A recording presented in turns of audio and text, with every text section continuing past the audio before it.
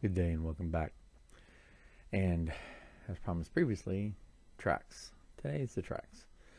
Um, yeah, you know what? I talked my way through the assembly of the whole thing and how I handle them, so I'm just going to go ahead and cut to that here. Um, they're not difficult. They're not terrible.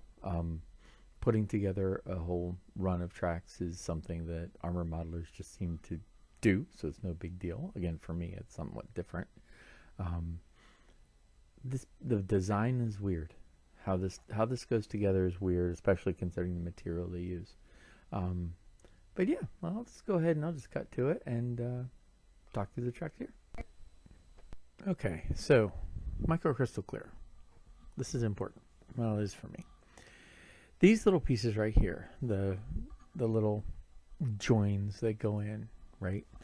I can't get them to get to stay put. So what I do is I put a little bit of microcrystal clear on the tape, and then they will stick just enough. It's not glue. The microcrystal clear will break up over time once I actually start flexing the track. Or at least that's the hope when I started doing this.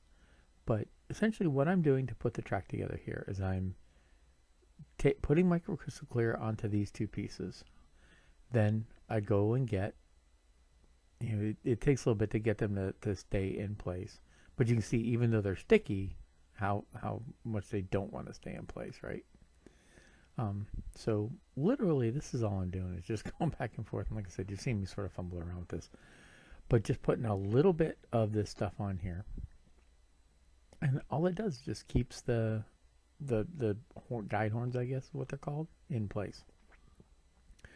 So that then I can go get the trackpad, put just a shot of glue, put just a little bit right here. Don't get enough so that it won't get between the tracks and it won't get on the guide horns, but it'll be enough to hold the trackpad on. So I go get the trackpad and I drop this guy in. And yes, you can see that there's like spots that need to be repainted, but it's okay. I'll go back and do those once I get them in. And then I just put them together. Right? And that is essentially the technique I use for putting those together. And I do them in a run. And then now we're going to cut to essentially 2 runs. Now these runs are 39 and 40 pieces each. And essentially what I've done is I've put all of the little guide horns on.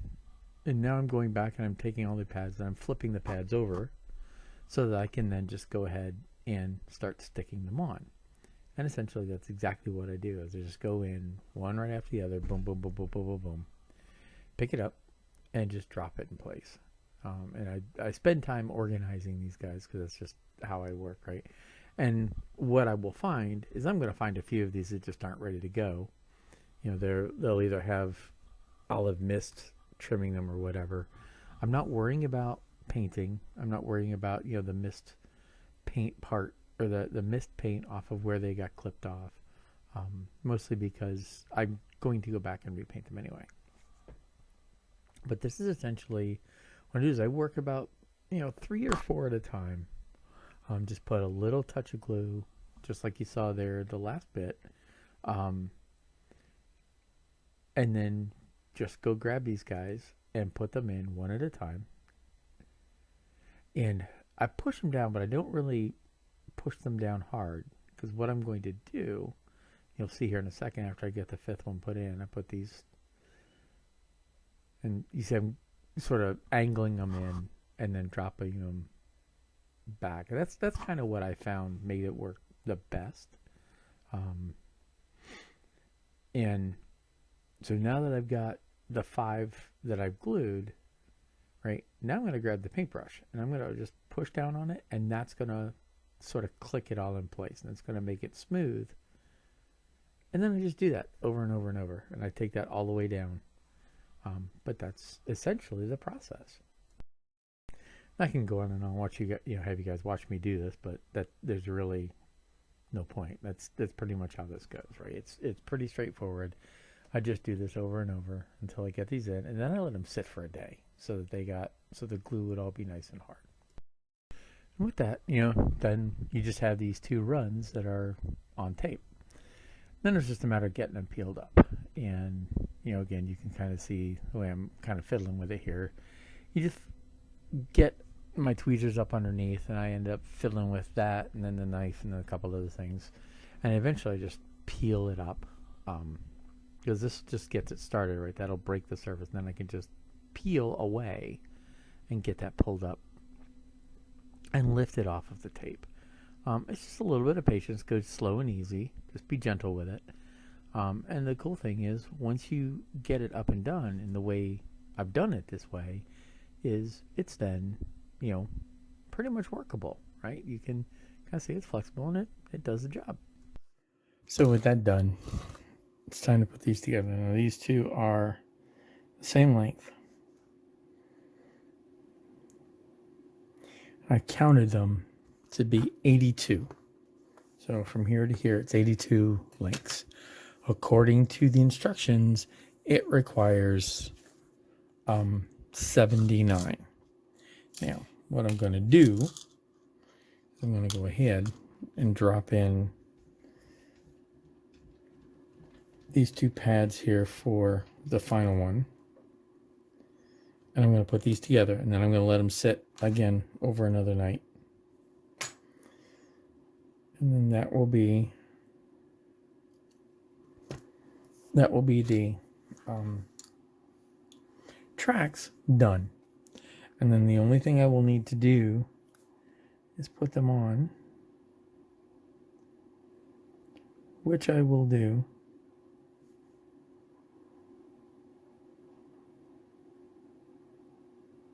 later.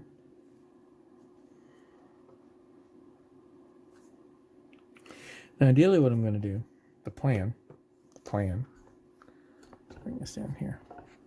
The rough plan here, and the only reason I brushed you guys down there is so I could see to do what I'm doing here. All right. So basically the plan here is get these guys in. Now the plan is this spot's going to be across the top, across where the return rollers are, and the main join. So essentially, where I link these two together, right, is going to be, or the plan. Darn it! Get in there. This is why we do it this way, right? Basically, the main plan is to have the main join be at the base, where it's a little more straight. Right, so this will be across the top, and the main join will be, that link and that link will be at the on the bottom, across the bottom, where it's easier to find, and you can actually work at it without having to worry about getting at the top, etc., ad nauseum. Really? So, of course, doing all these things one at a time, 160 times, or 164 times, however the heck many I did them. And just clip, it pretty much went right in. This particular one is just being a royal pain in the patootie. I don't know if it's that. I think there's my problem or what.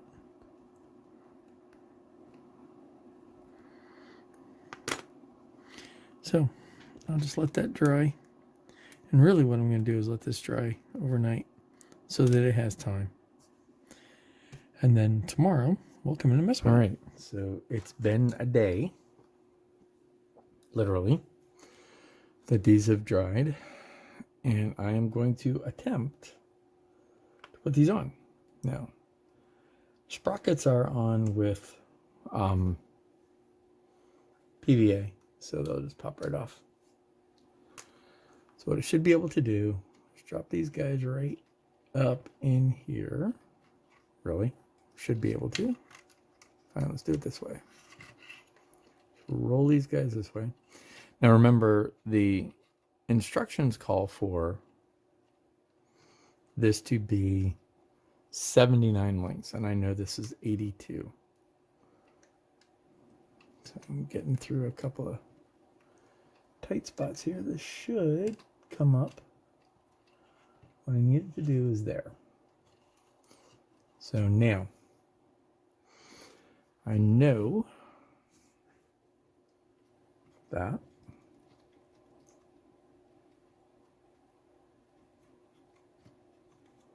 what I should be able to do now is get that there. What I don't know is how those go on. Let me pull this up here. It's supposed to go through there. All right.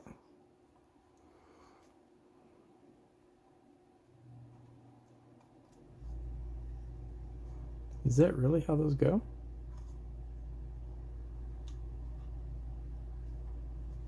I'm thinking that's how those go. So now let's get these guys onto these bogies. And what I'm doing first is just checking the distance. And look at that. That's what I was afraid of.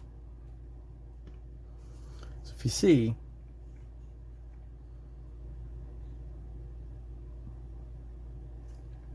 '82 is right. So 82 will give me the slack that I need. So now what I'm going to do is get these onto this. I'm going to take another look and see what it's supposed to look like coming around the sprocket, so I can get that on the sprocket. I'm thinking that's what's supposed to be like. It's right in there. So let's get that done. Again, it's supposed to. Yeah, I'm looking at the sprocket, and basically the sprocket teeth go right there. So what I can do here, right,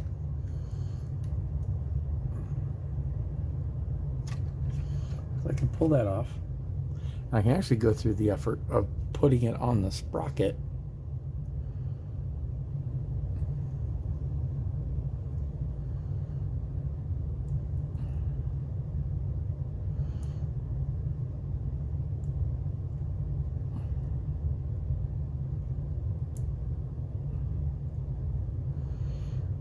And then that's the hard part, right? Getting it into the sprocket. So I've done that. Let's get this guy up. I have to do it on this side too. What I'm going to need to do is be careful of exactly that, right? That is exactly what I'm looking for. So I'm going to go fiddle with this, because I can't quite at this angle. See what I'm, there we go. So what I need to do is start on this side and get these to set just like I want them to, and then work it around. So I'm going to try and do that. I don't know if I'm going to be able to do that on camera, but I'm going to try. Yeah, so I tried and failed. You can see that I'm trying to work on this thing here, and I haven't gotten a good way to video it all. But the reality is, you can see how I got the one that's still sitting on the bench, right?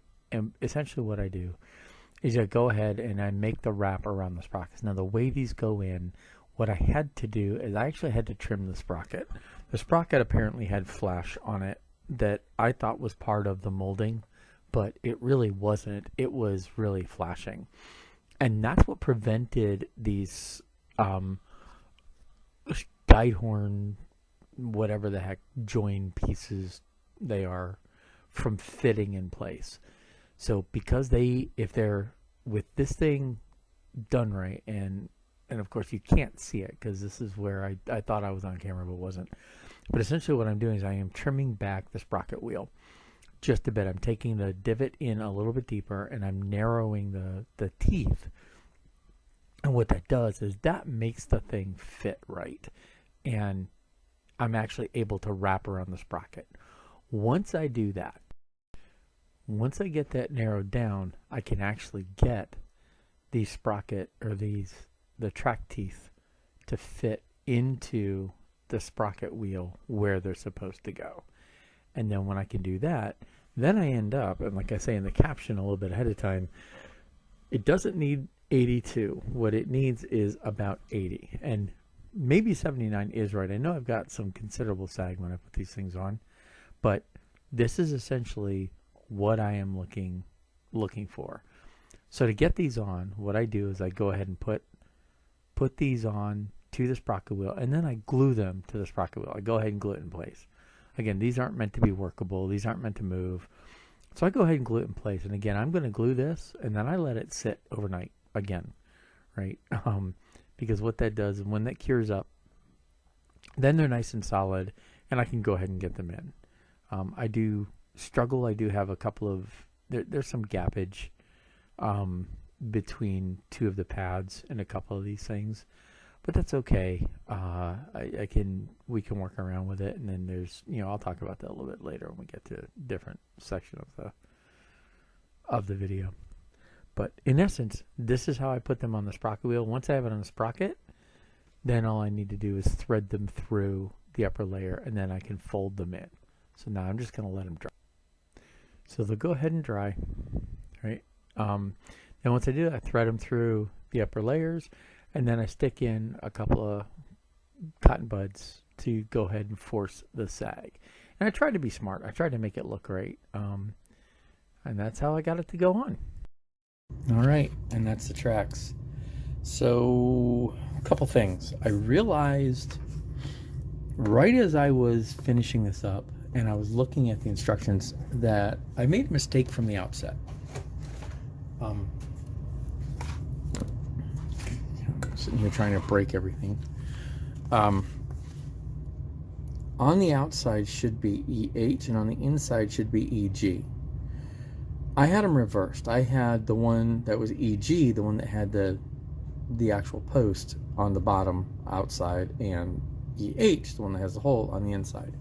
I don't know if that's why I had the problem I did, but I did. As you can see, you can still see there's a couple parts here where they're not quite fitting around the sprocket. I'm going to be jiggering with those, and then I'm also going to be adapting. We'll put some mud or something in there to cover that. The way the sprocket works, I did get the sprocket to fit around them, but I don't know if that's why I had issues or not. I did end up using 80, not 82, 80. I ended up using 80. That's what I'm looking for here. I ended up using 80 links. There we go. 80 links to go around the track. And it gave me a bit of sag. And again, I'm not entirely sure how appropriate that is, but that's what we're going to go with. Those who are tank aficionados, and if that really is squeaky for y'all, sorry. How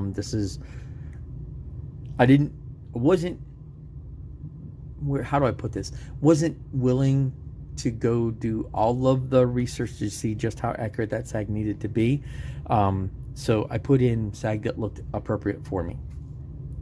All right. So with that said, once I got the track around the sprockets, I could feed it in, get it around the idler wheel, and then I just had it.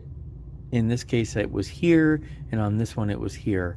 I just went ahead and put the, hooked up the links together there. Now, the next step here is let's see if I can get that hair out of there. I can get my fingers to do it. No, I'll come after it. Sorry, guys. I will come after this. This is annoying me. All right, sorry about that. That was just irritating me. Little pieces of hair bugged me. All right, I forget where I was. So that worked. What I did for essentially now what I need to do is go back and do the weathering up underneath, weather the tracks, and then match that to what I want it to look like, and then we're pretty much done. Now the base is going to be mostly grass and dusty, not dirty, not muddy. So I don't have the opportunity to cake in a lot of mud.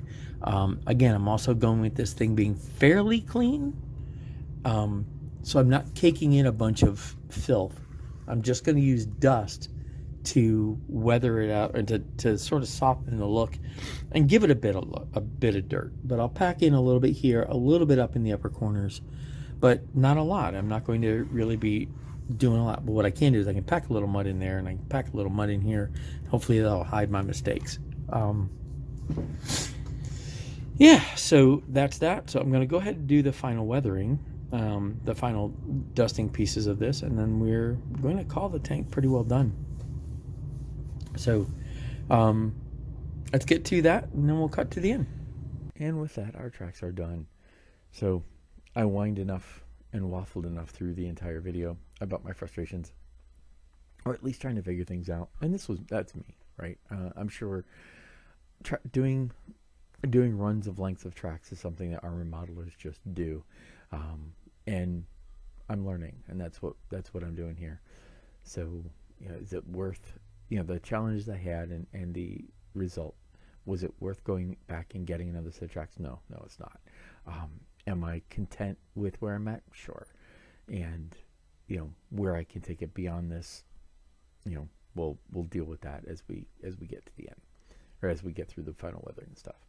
So with that, I'm going to end this video here, as I do have a bunch more weathering to do. I'll be weathering the tracks and the rest of the vehicle to finish it off. And that'll be next week's video. I think we're finally might be looking at the final part of the tank. I still have the scenic base and the figures to do, but the tank itself should be done. So with that said, I'm going to go ahead and end. I hope this video was useful, entertaining. And again, if anybody has suggestions or hints, please feel free to put them in the comment section down below. Again, just please keep it respectful. And until next time, thank you very much for watching. Happy modeling.